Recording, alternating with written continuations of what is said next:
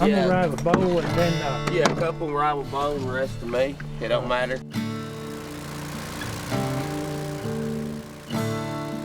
You know, the outdoors was embedded in me from the time I was born, and really didn't have no other option. In the little town that I grew up in, you know, there just wasn't a whole lot to do besides fish and shoot a few ducks when they were around.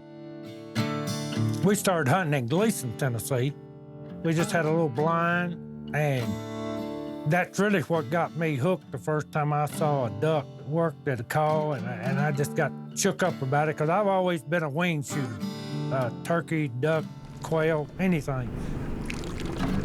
The first time I stepped foot in the blind and saw the guys calling and the way the ducks responded to a call and come to the decoys and just the cooking and the socializing and everything, I knew that was something I wanted to do. You know, at 12 years old, I was having people call the house during the week wanting to know if they could carry me duck hunting on Saturday to call ducks for them. So that opened my eyes up right then. I said, you know, you can have the best dog in the world, you can be the best shot in the world, but if you ain't got somebody to call them ducks and get them close enough for that dog to go get them for you to squeeze the trigger, you're still standing there with your hands in the pockets. Kill 'em, boys.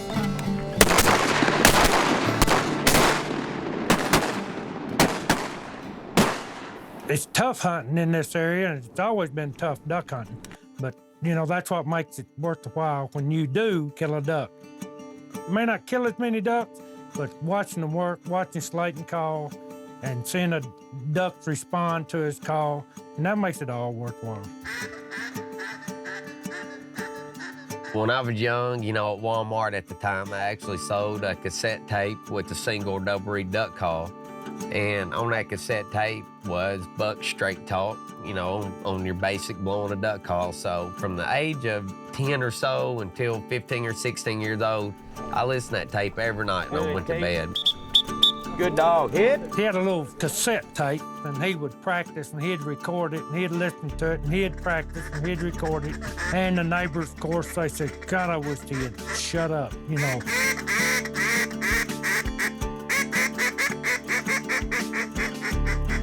I would lay down at the end of my bed, and that's really where I learned to call real softly and still sound like a duck, because with my doors shut, my parents, if I could hear my parents holler, I was being too loud. So I figured it's too loud to scare a duck if he got in there that tight when I'm finishing him. So every night I just went to bed and I got that embedded in my head, the right way to do stuff.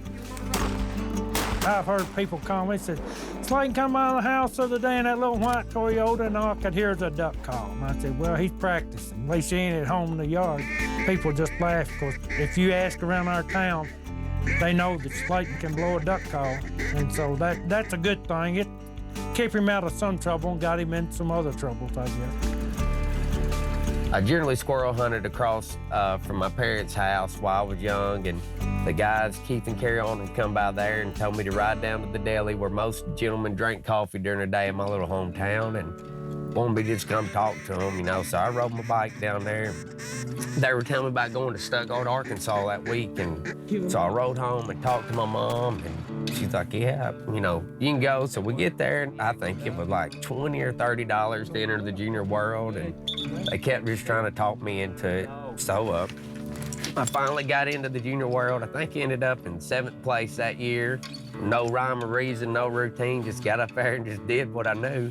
And so that next year, actually Frank and Randy had carried me to Real Lake. They had a waterfowl festival and calling contest that the late Mike McLemore always held. And we had me sitting at the booth, and I'd blow my call all day like any annoying 11-year-old would. And Mr. Jimmy King kept hearing me call, and he said, son, you got a routine? I said, no, sir. So he wrote one down for me.